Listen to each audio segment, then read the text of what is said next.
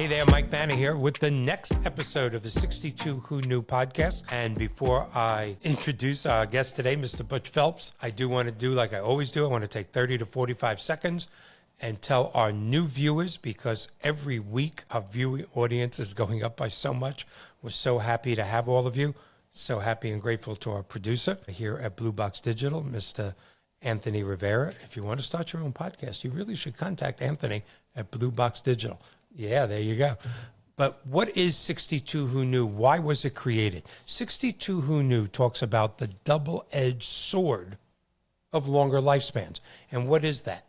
As we all approach retirement age, as we start thinking about it in our mid-50s, we all have the same thoughts. I have the same thoughts you do. Our fathers did. Their fathers did. And what are those thoughts? Well, I'm going to be 62 in a little while. Should I take my Social Security? Should I defer it? I wonder how long I'll have to work. Do I have to work? God, I wish I paid off my mortgage. Should that be what I concentrate on the next 3-4 years? Should I pay off my mortgage? Do I still need life insurance? I'm pretty sure I need long-term care insurance. Is it too late? We all had the same questions, our fathers, grandfathers, mothers, and grandmothers, except our generation, and when I say our generation, I'm on the upper echelon of baby boomers. I'm an old baby boomer. We have a different obstacle than our fathers and their fathers before them, and that is the double-edged sword of longer lifespans. Medical technology, scientific breakthroughs in the last 30 or 40 years have just increased our lifespans to the point that if you make it to 62 in this country, the odds are damn good that you're going to make it into your 90s. That's incredible to think about. You made it to 62. Who knew that you have another 30 years to go? That's half the time you've been here. And the truth is, the medical and scientific breakthroughs of the last few decades are going to be dwarfed in the next couple of decades. Lifespans are just going to continue to go up. And if we don't prepare for this in our 50s, and if you're in your 60s and you haven't prepared for it, it's not too late. But if we don't prepare for it, the next 30 years of your life, which is supposed to be the best segment of your life, there could be a lot of suffering. It could be catastrophic. Get used to being with doctors, okay? That's what 62 Who Knew is about. It gives actionable advice. It then takes you to our website, www.62whoknew.com, so you can talk to the experts that I bring on and purchase the goods and or services that you need to make the last 30 years of your life the best 30 years of your life. Thank you for being here. And without further ado, let me welcome today's guest, Mr. Butch Phelps. Hey, Michael, how are you doing, man? I'm doing great. I love when I have guests with gray hair. It just makes me feel better. We just match. That's right. I'm going to send you a black vest for the next time you're on the house. There you go. Next time in the house. I'm going to read your bio, okay. But we have spoken enough in the next couple of weeks for me to say to our viewers that your bio is a small part of what you do and the knowledge that you have. We've had such enjoyable conversations, and that's why we're here together. Today's guest is Mr. Butch Phelps, better known as the Muscle Nerd. He's an author, speaker, and licensed massage therapist with a degree in neuromuscular and sports massage therapy and a bachelor's in aging science. Butch has spent over 20 years obsessing on how muscles work, why we feel pain, and more importantly, how to get rid of it for good. He is the creator of the stretch and release technique and the founder of the Muscle Repair Shop, where he's helped hundreds of people. After being on this podcast, it's going to be thousands of people, maybe millions of people, find relief from chronic pain in ways most traditional treatments just don't touch. His work even caught the attention of 54 retired doctors while volunteering at a senior center. So yes, people notice when Butch gets involved. Now he's on a mission to teach others what he's learned through videos, newsletters, webinars, and live events so they can take control of their bodies and live pain-free lives. If you've ever been told it's just aging or you have to live with it, Butch is here to prove otherwise, to prove that's wrong. And I'm so glad you're here because I am living proof that not taking care of yourself, at 11:15 tomorrow, I am going in for an epidural because of my lower back problems. I've recently lost, as I've told you in our previous conversation, close to 60 pounds in the last 18 months. I have another 25 to go, but I spent a good 15 to 20 years obese, fat, and didn't take care of myself, and that's causing me all sorts of problems right now. And I have heard many times, and you verified this for me, and the first time I heard it, I went, whoa, that's a little strong. Sitting at your desk, sitting down, is the 21st century cancer. In the 20th century, we concentrated on cancer, and thank God we did. A lot of people don't know 90% of cancer, if caught in its early stages in this great country and around the world, is curable today. Isn't that amazing? But the 21st century cancer is sitting down. And I'm proof of that with my advanced arthritis in my low back, my advanced stenosis, 2 bulging discs, and going for an epidural tomorrow. Not that I'm having a baby. I could be having a baby, people think, but I'm not. I just need lose another 25 pounds. So thank you for being here. Thank you. Thank you for having me. Talk to us about your journey Yes. in neuromuscular and sports massage, because this is where the football players go. Yes. They're not going to chiropractors. They're not going to surgeons. They're going to neuromuscular and sports massage therapists to get them back out on the field. Yes, Talk to that's us. true. So when I started my journey, it actually started back in 1997. And at that time, I weighed 315 pounds. And I was very fortunate, not knowing that I was heading into healthcare at the time, to meet a physician. She was a primary care physician who had started studying nutrition. And she actually taught me how to eat and helped me lose 105 pounds in 18 months. Most importantly, she taught me how to keep the weight off. So from 1998 to 2020, I maintained my lower weight. And then in 2020, I had another primary care who thought I needed to lose another 20, 30 pounds. And it was during the pandemic. And I said to my wife, well, I don't have much to do. I'm going to see what that looks like. So I followed the same advice as the first physician, went back and did it again, lost another 30 pounds, went down to 180 pounds, where the doctor first said that I was. And what was funny was when I showed up, she said to me, oh my gosh, you've lost a lot of weight. And I'm like, but this is where you said I needed to be. And she said, I didn't think it looked like that, you know. So since that time, That was good for your ego, wasn't absolutely, it? I didn't yes. think it would look like that. Yeah. So at this time, I've gained back about 15 pounds, but I did it because I wanted to put more muscle back on my body. When you lose that kind of weight, you lose some muscle mass when you do that. So having said that, back in 98, when I lost 105 pounds, I started working out because I'd been an athlete in high school. And I developed severe low back pain to the point that I would actually crawl out of my car onto my hands and then pull myself up by the door handles. I went to doctors, did the typical thing everybody did, PT, they'd shot MRIs, they shot x-rays and so forth. No one could really find anything they could point to say that was really causing the pain. So I got involved in massage therapy, with neuromuscular and sports massage. And what I realized was that I had an affinity for the muscles of the human body. I knew things when I started school that I could not explain to my wife or teachers as to how I knew it. It just seemed to fit. As I started getting into the massage, I then quickly got into stretching with one of my mentors who was a kinesiologist, well-known kinesiologist, who taught me about stretching and how to do it the right way. And so I started following with that. And then that followed with my second mentor and third mentor, who were both neurosurgeons. And one of them really started talking to me about the connection between the mind and the muscles. When I started to understand that the muscles were just as emotional as they were physical, then I started to realize that what most of us have been taught about stretching really focuses on the physical side. And what they're doing is resistance training. They're just using one part of their body to resist another part of their body. And even today, you'll listen to people in the muscle world, they'll talk about when we're stretching, we're lengthening muscles. And as I started really digging into the muscle, I realized we weren't lengthening the muscles because they're attached on both ends. What we're doing is we're releasing tension in the muscles. And that tension can come from everything you think, feel, and do. So it can be related to activities.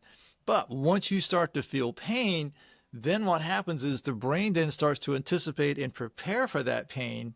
And then that allows the muscle then to contract from an emotional standpoint. So when someone is stretching, keeping those two things in mind, that yes, I want the muscle to release a tension physically, I have to also release the tension in my mind as well. And that was a real key. And then the more I started digging into it, I started to realize the same was true about massage. So in my technique, I teach people how to do the stretching. I teach them how to do the self-massage, but most importantly, I teach them how to incorporate their mind in that release of the muscles to stop that pain. And I've had great success. I've had people, as an example, who've had plantar fasciitis for months, and in 2 to 3 days, they'd call me back and tell me it's gone. You know, I've had people... I've had it now for 3 months. I've gone for the shot. I've gone for physical therapy, which is hugely painful. Yep. It's not going away. I'm hoping the epidural tomorrow. The doctor said to me, this might have a good effect on your plantar fasciitis. Yeah. It might numb you. I hope but so. If not, I'm so. taking the drive to Sarasota. I'll see you then. Exactly. Well, I mean, the thing is most people, when they're dealing with something like plantar fasciitis, their focus is on the heel because that's where the pain is. And so they'll put shots in the heel. They'll put a boot on you. They'll do exercises around the heel and to the foot itself. Plantar fasciitis is named after the plantar fascia muscle, which is the arch muscle in the foot. And they added the itis at the end because it means it's inflamed. And the truth of the matter is when you touch the bottom of somebody's foot around the arch, it does feel hard.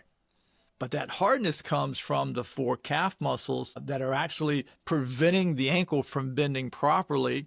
And we can get deeper into that if you like, but it prevents the ankle from bending properly, which overworks the arch muscle in the foot. And the pain then in the heel is really a symptom of the calf muscles being tight up just below your knee. Now, many people will say, but I do calf stretches, and they'll get on a slant board. They'll drop their heel off of a step. They'll lean against a wall. Those are Achilles tendon stretches. They don't stretch hardly any of the muscles in your calves.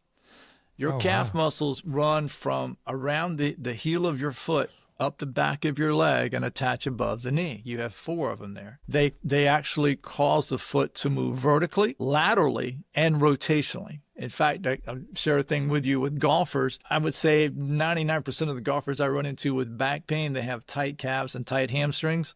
Once you loosen them up, the back pain goes away because the rotation in their swing starts at the ankle, but most people will do it at the hips. And so understanding how that moves, you can knock plantar fasciitis out in about 2 or 3 days. That is just incredible because it's amazing. You know, it's like when you see something different that you're not used to, whether it's a car on the road or a restaurant chain you're not familiar with. Once it's in your mind, you kind of see it in other places. Right. Well, since I've had plantar fasciitis and maybe got up from a business lunch or something like that and went, like, what's wrong? I go, I feel great. I'm working out. Right. But between my lower back and this little 3-inch section of my heel, I'm dying. And they go, oh, you have plantar fasciitis too? I've had it for 19 months. It's amazing how many people have it. Yeah. And, you know, it really is. It is that. And it's painful. It's painful that. in the middle of the night. It's painful when you're sitting in the car. Now, you had brought something up earlier, right before we got ready to come on, which I thought was kind of incredible. You know, when people go to a therapist, a emotional therapist, you know, they expect to get cured. But the truth is you learn things, but then you have to go home and do something. Right. That's the only way therapy is going to help. Right. And you brought up the same thing about physical therapy. Right. Yeah, somebody might come to your office, might read your great book, which we'll talk about in a little while, Stretch and Release, but they have to do something too. Yes. They can't come visit you or read your book or have a virtual appointment and then hang up and be cured. Exactly right. Exactly. I mean, I wish I could touch somebody and heal them, but that's not quite on my business card. The thing is that, you know, when you look at a physical therapist or a person like me, we're really a guide. I can talk to you about what the possible causes are for your pain. I can show you the muscles that are tight that are causing some of that pain. I can teach you how to do the stretches, send you home with videos of the stretches that we talked about. But ultimately, you have to do those stretches every day. Now, when you think about stretching, again, it's not what you see at the gym, and it's not what you did in PE class when you were in school. It's a different kind of stretch, number one. But when you think about stretching of the human body, think about how a dog or a cat or even a bird, you can go out in the morning for a walk and you'll watch a bird stretching their wings out before they start to fly. They do that every day. And we have to do that every day because every single movement, every single thought, every single state of mind in our body changes the tension in our muscles. I mean, think about you get upset with somebody, how tight you get. You get frustrated, you get tight. But if you're having coffee with somebody, laughing and having a good time, you feel great. Yeah. All it changed was your state of mind. And so because we are emotional creatures, stretching then becomes an everyday event. So like I teach my clients, I always say to them, I stretch every morning for about 15, 20 minutes, and I stretch every evening before I go to bed for about 15, 20 minutes. I don't wake up with pain. And I just turned 65. I don't wake up with pain. And, I'm just going to say it for people like myself that don't have a lot of discipline. I do things throughout life, good things, but most of them I do when I'm forced to do. Yes. Like dropping 60 pounds. I had a health scare 18 months ago. My doctors and my family, everybody that cared about me said, you got to lose weight, Dad. You're going to have a heart attack. You're going to have a heart attack. I didn't have a heart attack, but I thought I was having one, and that scared me into losing 60 pounds. And just like going back to the gym, I'm there 4 to 5 times a week now. But the first few months, that was hard. I had to push myself into doing it. And they say your mind takes approximately 90 days, 30 to 90 days, depending on who you talk to really recondition. Now I can't wait to get, after a few months, now I look forward. I'm having a rough day. I'm tense. I have a bad conversation. I'll work it out in the gym later. I can't wait to get there. Stretching 15 minutes in the morning and stretching 15 minutes at night is something you have to build a discipline to do. At least I do. I would have to anyway. Okay, so let me help you with that. So even working out in the gym, once you start to see results, then all of a sudden it becomes easier to go to the gym. Yes. The tough part is when you first start out and you don't see the results. And it's like, okay, I've been going here for 2 weeks. I didn't lose 22 pounds. How come I didn't lose 22 pounds? I've been doing this for 2 weeks, okay? It doesn't work that way. So it makes it a little bit harder. The beauty with this type of stretching is that it won't take you 2 weeks. What it will take you is just a few days. In fact, sometimes it can take as quick as 1 or 2 days. And what happens is that, and this is a common thing, somebody will come in, I'll show them what was going on, I'll show them how to take care of it, they'll go home, they'll do the work, boom, their plantar fasciitis stops. And then they stop. And then because they don't have any pain. They stop. Then they go back to wearing the same shoes that helped create the plantar fasciitis they had before and the same style of walking. And then 6 months later, it comes back. Well, then all of a sudden I get a call. They're desperate. They're back into plantar fasciitis. And the first thing I say to them, have you been stretching? Well, no, I just, it was feeling good. And I just stopped. I stopped. They stopped. And then they went back to what they were doing. So it is something that you build upon. And as you build upon that and you start to see that, you know what, if I don't set as many hours as I do, or if I do this stretching, I can set as long as I want and I'm still fine. All of a sudden it becomes a part of their lives. And it just takes a little time to see that it's going to change your life, and you just have to do it. And once you make that, the same thing I did when I lost all that weight from eating. Once I started changing on a mental side of my relationship to food, the losing the weight became easy. Yeah, I'd like to say I'm the same with that, but I'm taking in very few carbs per day. Yeah. High protein. Yep. I do take a shot of Manjaro. Okay. Manjaro should pay me for all the plugs. Absolutely. That I give them. And it's just been incredible to curb my appetite. Yep. But one of the things I'm going to do when I meet my goal, I'm mid 230s now, started out at 292. I want to be 2.0 anything. Yeah. 201 would be great. 205 would be fine. I'll be happy at 209. Exactly. But when that scale says 2.0 anything, I'm having lasagna, bread, and a piece of cheesecake. Now, I'm not going to do that every day.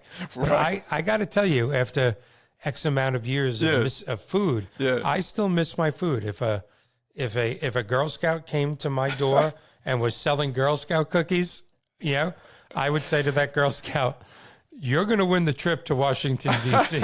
Back the truck up. I'll take 65 cases of Thin Mints, 30 cases of Samoas. I still miss it, but I put my health in front of it. Right. So, and every now and then I cheat. I really do. I go out with my grandkids. Yes. I have a slice of pizza. I'm not going to end life. Right. No. And sometimes people get the mistake when they're talking to me that I'm the kind of person that I would never do those things. Mm-hmm. And I always say to them, it's life is supposed to be fun.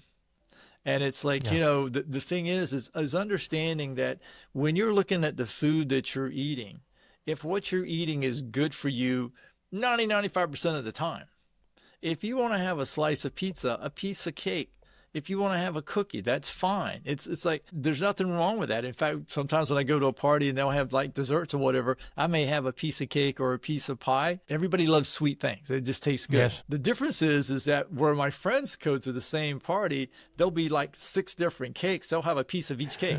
Because they want to try it all, and it's like, that's when you start to get in trouble. And then, as you just touched on, if you do that every day, it's not sustainable to be able to do that. No. Yeah, I have friends and certain relatives that go, I know I'm not supposed to eat this, but I haven't eaten this in 30 days. Right. But they use that as an excuse every day to eat something unhealthy. I haven't had this in a month. Give me a break. But if you do that every day, you're still eating unhealthy every day. Before we get to the next topic, I just want to remind our audience, you are listening to the 62 Who Knew podcast. Today, our guest is Mr. Butch Phelps, who is a massage therapy with a bachelor's degree in aging sciences and a degree in neuromuscular and sports massage. And he's talking to us today about something that I personally live and would like to stop living, which is lower back pains. And we were just talking about stretching. We are going to be starting, I've mentioned this on several shows, the must-read 62 Who Knew library, which will be online within the month of May. And of course, but your book is going to be on it, Stretch and Release, which is available at Amazon. Yes. Tell us a little bit about the book. Tell us what I mean, let's face it, this is a national podcast, knock wood, thousands of viewers from all over the country. Yeah. I'm in Tampa, you're in Sarasota, you're a stone's throw away. Right. But there are people across the country that are watching this now going, oh my God, he must have seen me get up this morning. So tell us a little bit about the book and how you can help those people. I get that a lot. Some people start telling me about their back pain, and I'll go, so you feel this, you feel that, and they're like, oh my gosh, you're reading my mind. So I get that a lot. So the book was a love effort. It worked for 4 years on writing this book. I would get up every morning at 5 a.m. and I'd write from 5 to 6 a.m. because that's the best time of day for me to write. I wanted to put a culmination of not only my experiences, but the things that I had learned and talk about the people that I had helped. I created characters that were based on several different clients. Obviously, their names were not used, but there was the characters had names. But it was to demonstrate what people typically do feel. And, when you look at doing things like stretching and getting in shape and changing your diet and so forth, people make it really hard and they beat themselves up because they try to do too much too fast. And the key to this is, you want to be consistent with it, and you want to make building blocks, and you want to build on that to make that happen. And so in the book, I talk about my journey and how I lost the weight and shared some insights as to how other people can do the same thing, what I did, how I did it, and so forth. I had a section in there I talked about was, why do most traditional treatments fall short, or they may only help short term? And I get into the fact that for most of us in any healthcare school, we're taught to treat symptoms and not the real causes of the problem. And so then that exacerbates it for everybody else, because you're trying your best to stop the pain, but if you don't understand what caused the pain, it's hard to do that. And then finally I get into, why stretch and release works, what are the basic tenets of the stretch and release. And then the last half of the book, I literally go into specific areas of the body, where there's the low back, the mid back, the shoulders, the neck, the feet, the knees, and talk about why they're the typical pains that people have, why they have them, how could they resolve those issues. And then I have QR codes in the book where you can literally go and scan and get to the videos that you can watch that go along with what I'm talking about in the book as well. I wanted it to be more of a manual.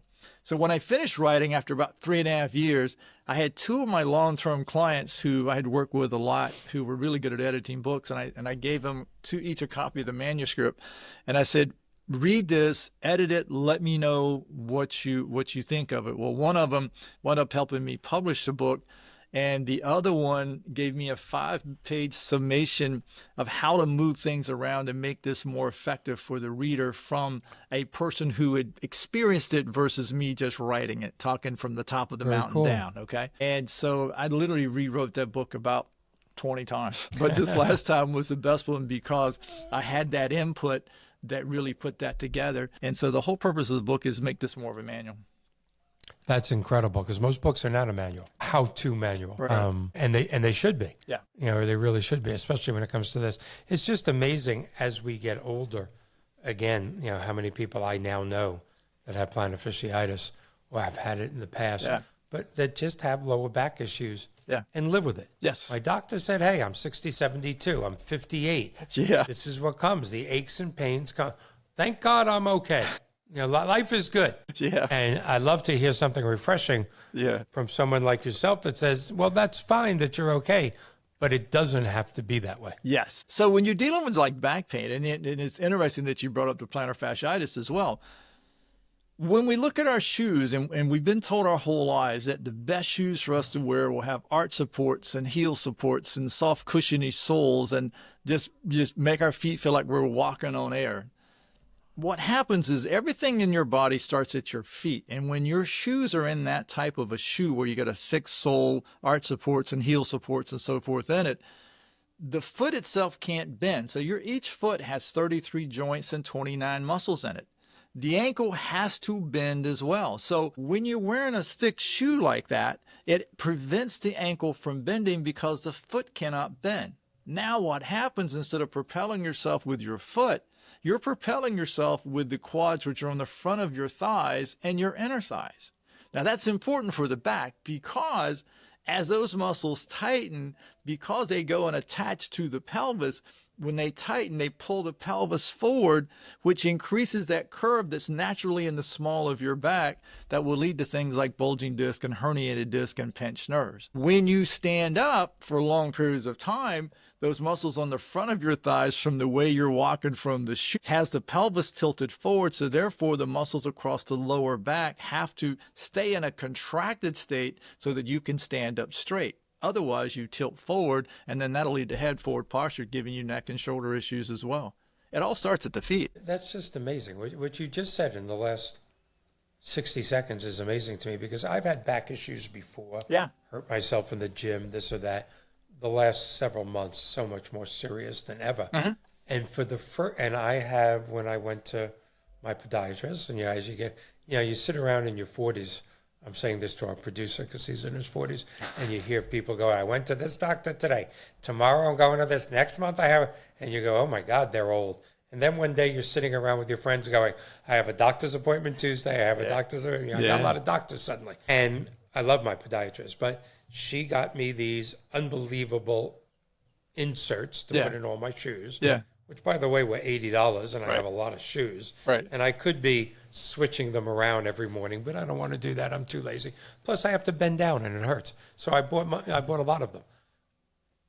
And for some reason, for the first time with all my back injuries in the last 30 years as an adult at the gym or whatever, the front of my thighs is killing me at night. And it's just, you're the first person to ever bring any connection up between me having and I feel like I'm walking on air. I'm wearing a pair of sneakers now, a name brand. Right. I'm not going to say what name because they're not going to pay me any money. It's Nike. I like Nike. And I've got these incredibly cushy stuff in them. Yeah. I do feel like I'm walking on air. But when I get up in the morning, the front of my thighs are killing me for the first time in my life. So that's So it's just amazing that you just brought that up to me. Yeah. So here's something to think about, and your listeners can do this right now if they want to. If you stand up and your low back hurts when you stand up, but when you sit down, it stops. The pain is coming from the front of your thighs. If it's in the middle of your low back, it's coming from your inner thighs. If you lay in bed and you realize you can't lay with your legs straight out and you need a pillow under your knees, that's telling you the front of your thighs are tight. Now, I'm the opposite, which has baffled my doctors. Yeah. The more I walk, the better I feel. Yes. When I lay down, Yes. that's when I'm in pain. Not a problem. Now, I get up at 3 in the morning, my front of my thighs are killing me. Yes. I get up, I take 3 steps, I feel better, but I'm not sleeping, which is not good for my irritability. Not good for it, right. So here's what's happening. When you get up and start walking, you're forcing warm blood through the muscle tissue, which makes the muscle tissue become more pliable. I get people all the time who will say to me, when I first get out of bed, my back is killing me. And when I take some 3, 4, 5, 10 steps, it seems to go away. What happened there was that you forced warm blood through the muscle tissue, making the muscle tissue more pliable. And then therefore the muscles then warmed up and let go. And when they let go, the pain stopped. When you were in bed, you were laying still, the muscles cooled down. Now, for some people, they can't sit without back pain, but they can stand without back pain. And in that situation, you've got the hamstrings, and there's 3 of those on the back of the thighs that become tight. Now they pull the pelvis backwards, just the opposite. And what you'll find when you look at somebody standing, their back will look flat above their hips, like it's just one solid wall there, instead of having that little curve. That's a person with tight hamstrings, or it looks like their butt is kind of tucked underneath them as they stand up there. That's tight hamstrings. So what creates most of the low back pain that people deal with initially is the thigh muscles are tight either forward or backwards, and that's increasing or decreasing the curvature in the lower part of their spine, which then affects the disc and the nerves in that lower back, causing the pain. That's incredible. Now, do you suggest to people, again, for lack of better, I'm just going to use the chain, that I'm more used to seeing, the signs, the TV commercials, that instead of wearing my favorite sneaker with an insert, should I be going to a place like Happy Feets or something like that designs something specifically for you, or? That's a good question. I typically don't send them to places like that. The reason I don't do that is that, again, they're selling shoes to make your feet comfortable. Now, listen to what I'm saying. They make your feet comfortable. So a podiatrist is focused on the foot from the ankle down. The knee specialist is focused on the knee. The hip specialist is focused on the hip. The spine specialist is focused on the spine. If all 4 of those guys could be in the same room when they're designing how you should walk and how you should live, that would be awesome, because you'd have all that knowledge there. But unfortunately, they're in 4 different offices and are not really sure what the other 3 guys are talking about. When you go in and you look at a shoe, and you can do this on your own, any place, anytime you want, a good shoe for you, you should actually be able to fold in half and stick in your pocket. What? Yeah, a good shoe. That's no support. It's absolutely true. That's all I wear. And that's what most of my clients have started to wear. I've never heard of anything like that in my life. 60s and 70s and 80s. So here's the reason for that. Again, go back to the way the foot is built. There's 33 joints in the foot. You have 29 muscles in that foot. When you step down, the arch is supposed to work as a shock absorber that actually releases to absorb the impact of your body weight hitting the ground. The toe box should be wide enough that your toes spread. And then when you push off, you should power yourself from your feet and lower leg, not from your quads. That way you won't have back pain or head forward posture. So when people walk, I mean, if you watch them, the heel toe, Daniel Lieberman, who has a PhD in physiology from Harvard Medical School, did a great study on people walking. And what he found is that when people walk with a shoe that's built up, even if it's a sneaker, the heels are built up slightly. What he found was they would walk heel to toe, but if he made them take the shoe off, they'd walk on the whole foot like you're supposed to. And every doctor I have says, now that you have, by the way, I had to try. Yeah. This ain't going in my pocket. So let me show Unless you. I'm wearing like Shaquille O'Neal's raincoat. Maybe then I could put it in my All right. pocket. So look at this shoe, Michael. This is a size 14. Did you get Oz with that? A size 14. A size 14. And I can do that. That's what that's what we should be wearing. Now, let me preface it by saying, wow. If you've been wearing shoes like you're wearing, okay, those muscles, I'm making myself worse. Right. Those muscles have atrophied over the years you've been alive. So give yourself a little time and learn how to massage your feet. And I got a free video on my YouTube channel at the Muscle Repair Shop to teach you that, but learn how to massage your feet so that you can go back to walking. I walk barefoot on tile floors all the time. Almost every podiatrist in the country would tell you to never do that. I was just going to say, and I love my podiatrist. I've had it for years. Yes. Every doctor I have has said to me, now that you have these issues, yes, you may not like this, but never walk around in bare feet. I do it all the time.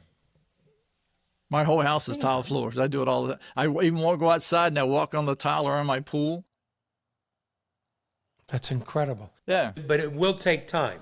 Probably, once you start massaging your feet, it'll probably take you 2-3 weeks maybe. So let me just go to your website. Yeah. I mean, not go to, but tell people about your website for a second. www.musclerepairshop.com. By any chance, I mean, I saw you took off your shoe and folded it. I'm not going to ask you what kind of shoe it is. I don't want to get you in trouble. Is there anything on your website to say this is what you should buy? Actually, it's not on my website, but in my newsletter. It's a free newsletter they can sign up for. It comes out every Tuesday, and I can discuss the brand of the shoe. You can? I'm a good friend with the CEO of the shoe company. It's called Xero Shoes, Xero. I'm buying them today. Yep, and it's an incredible. They have tons of Xero shoes. And you can only buy them online, but they have many different styles. I mean, you get anything from casual to athletic or whatever. I've got about 6 pair of them. That's all I wear. That's all I wear. And as you get older, and and you have to lose certain things. That's just life as you get older. That's life. Really. Who told you? You do. Really? You do. Yeah, I don't know, Michael. You When I turned 50, my friend said to me at 49, "You just wait till tomorrow. You're going to have so much pain. It's going to be terrible." No, I didn't even mean pain-wise, but I'm going to be realistic. I'm proud of myself, but I don't think as quick as I used to. I don't get in and out of a car as quick as I used to. You lose certain things with time. But be that as it may, one of the things, especially since I've lost weight, I'm trying to take a little more pride in my appearance. I'm doing a podcast, yada, yada, yada. Right. But I don't want to wear the Velcro old man sneakers. Exactly. I just don't. Now, to all my friends that are wearing those, power to you, baby. Have fun playing pickleball later. You can Velcro yourself. Most people wear Velcro because they can't bend down and tie their shoes. Look how good that shoe looks, Michael. Yeah, that's what I mean. That was stylish. Yes. I want to find a stylish, healthy shoe. Okay, well, tell your friend who's the CEO of the company he's getting a free plug to tens of thousands of viewers. Xero, Xero shoes. Is it xeroshoes.com? Xeroshoes.com. Exactly right. You may want to become a national sponsor to my podcast because most people that watch this podcast are in their 50s, 60s, and 70s. Yes. And I'm going right to his to his website to buy shoes as soon as we get off. This is just amazing to me. It really is.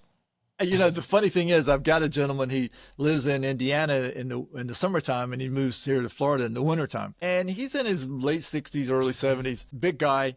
And he wound up developing drop foot, and he was having some issues with his knee and so forth. What is drop foot? Drop foot is when you can't pick up your toes, and so when you're walking, you automatically pick up your toes so you won't trip over them. Oh my God! I have that. Yeah. I can curl my toes like this. The last time I was at my podiatrist, she said, "Okay, curl your toes." Yeah. I did. She goes, "Okay, now put them up." Yeah. And she goes, "Well, do it." I'm trying. She goes, "They're not moving." That's called drop foot? Well, not just on the toes. Am I getting but lifting here? the whole foot up, because see, the muscles in the shins come down and they lift the whole foot up at the ankle.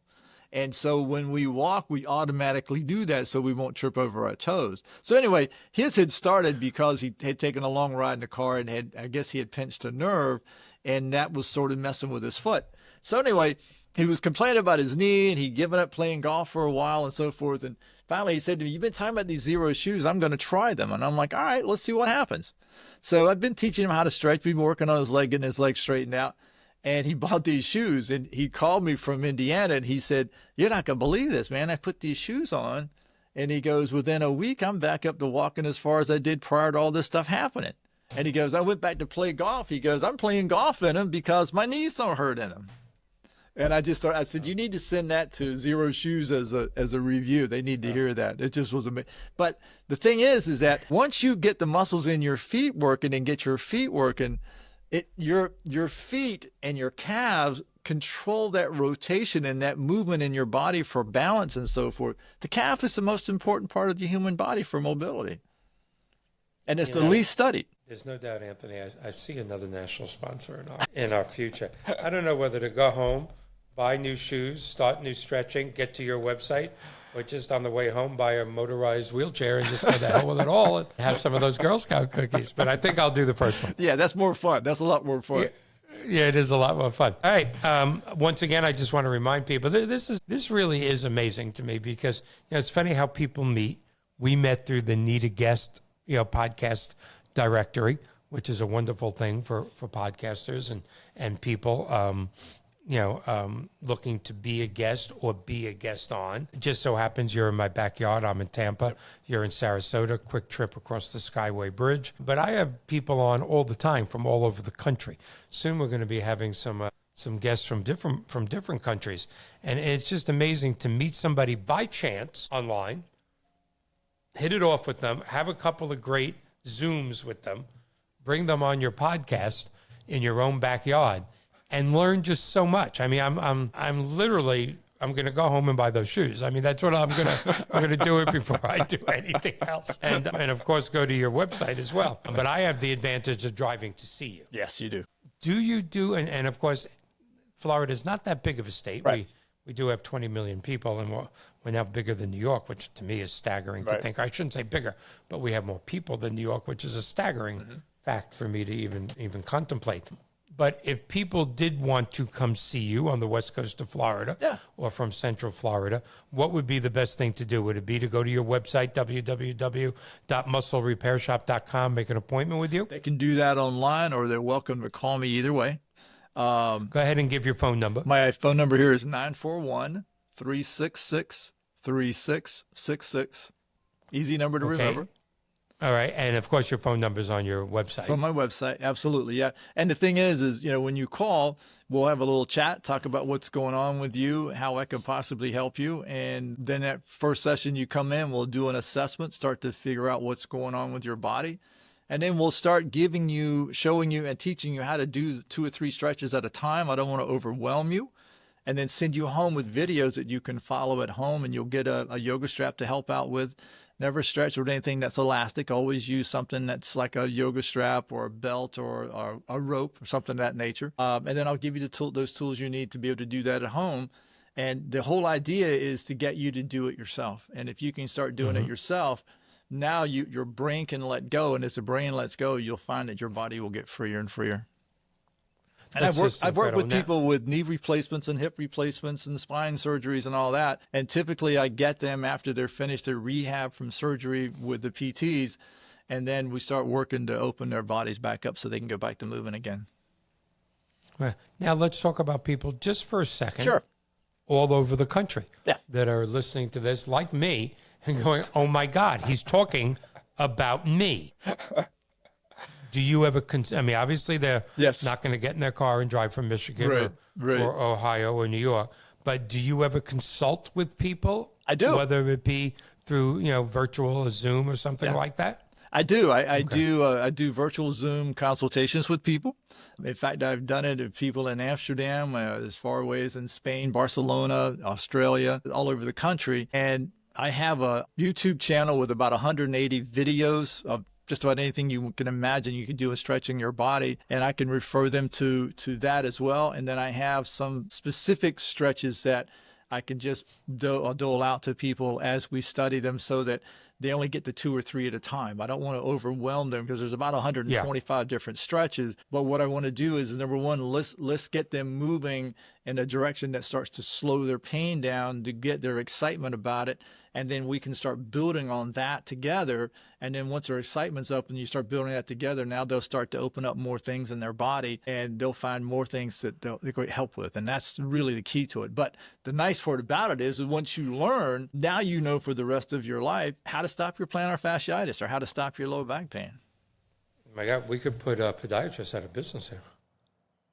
Probably not. But the thing is that would be my hope. Yeah, not that I don't like podiatrists. It's just that if we could stop people from having the pain initially, then we could. And the thing is that because we don't really teach people how to do this, they get into such a state that they literally start to wear things out and start to really cause damage. And then all of a sudden, they've got no other choice but to have a surgery. The thing is that if you can start taking the pressure off the joints and the pressure off the disc and the nerves and so forth, you can start to alleviate some of that pain. It's not going to heal you. In other words, if you're down to bone on bone, it's not going to put cartilage back in your knee, but it's going to take some of the pressure off. Now, even for people that I've had who've had knee replacements and hip replacements, what I've seen is that by doing the stretching prior to the surgery, the rehab happened much faster. Mm-hmm. I can see that. Yeah. Well, let me remind people your website is www.musclerepairshop.com, YouTube channel www.youtube.com/The Muscular Repair Shop. His book available on Amazon, Stretch and Release. I know I'm going to get it. We have a few minutes left still. Again, to me, you've just touched on somebody. Every other sentence I'm going, That's me. That's me. And I know there's viewers saying the same thing. And I know you're used to that. Yeah. In the few minutes remaining, Yes. how would you want to leave people? What's your message to people about, I mean, again, like I said, I go out with a group of people, men, women. Yeah. We all get up from the table and we go, ugh. Yeah. And we look at each other and smile because we all feel the same way. Yeah. Everything hurts. Yeah. Yeah. What is your message? Can we, I know you can't, you just said, you're not going to put cartilage back in on bone and bone. No. But my foot problem is plantar fasciitis. Can these things be reversed with the proper stretching, proper therapy, proper shoes? Yep, exactly right. The biggest thing to understand is that when you're talking about muscle issues, the muscles is what moves the bones. In other words, the bones in your body will not move. Think of like a quadriplegic. They have all the bones we have, but without the muscles moving properly, those bones cannot move. Even if you go to a chiropractor and they adjust you, because the muscles are emotional, the brain can literally pull them back out. And that's the reason why you have to go back so many times. The key thing with muscles is, remember, wherever you feel the pain with muscles, the cause is always the opposite side or the opposite end. The site of pain is never the cause. So in other words, your plantar fasciitis, the pain is in the heel. It feels like somebody's sticking a knife in your heel. But the cause of that pain is up your calves, more closer to the knee. And once you understand how all that mechanism works, now taking that pain out of your heel becomes easier. A common one too is neck and shoulder pain. And it's like understanding that the outside chest muscles will get tight because 99% of what we do out in front of us. Our arms are out in front of us this way. Our head is slightly forward. The head weighs about 10 to 12 pounds. Every inch your head goes forward, the pressure on the backside of your neck and down between your shoulder blades increases 10 pounds per inch because it has to hold up the weight. So when people have injuries or pain on the backside of their neck and down between their shoulder blades, most of the time the outside chest muscles are going to be tight. The muscles on the front of the neck are going to be tight. So when they try to stand back up, everything on the backside is just in a constant contracted state, and they go into fatigue. And that causes the pain. So the thing to remember is whenever you're looking at pain like that, 9 times out of 10, it's coming from the other side. It's really amazing. Again, as you're saying that, I'm thinking to myself, look at me. I'm sitting here. I'm trying to sit straight, but my head's forward towards the microphone. Again, he's like, took secret videos of me, and he's just talking about me, Anthony. He's not really talking about the masses. It's all about me. Well, that's why we work well together. It's all about you, and that's a good thing. Well, it's all about me and all my friends this age that have the same problems. It's like amazing. Well, Butch, I want to thank you so much for being here. Like I said, we're definitely, once we have the that part of the website up, which will be within the month of May, which is the must reads. There's no doubt Stretch and Release will be on that. Thank you. And I just thank you so much for being here. We're going to keep in touch because I'm probably going to become seeing you soon. I hope so. That'll be fun. And your friend at Zero Shoes is going to be calling you and want to give you stock options when all our tens of thousands of viewers go out and buy sneakers in the next 5 minutes. Right. I hope so. I'm thinking stock options for you is in place. Yeah. It would probably be the right thing for him to do. And I appreciate everything. We will be seeing each other soon, and I hope this is the first of many times to be on the show. Me too. I've had so much fun. Thanks a lot for letting me be here, Michael. It's just great. And thank you so much, Butch.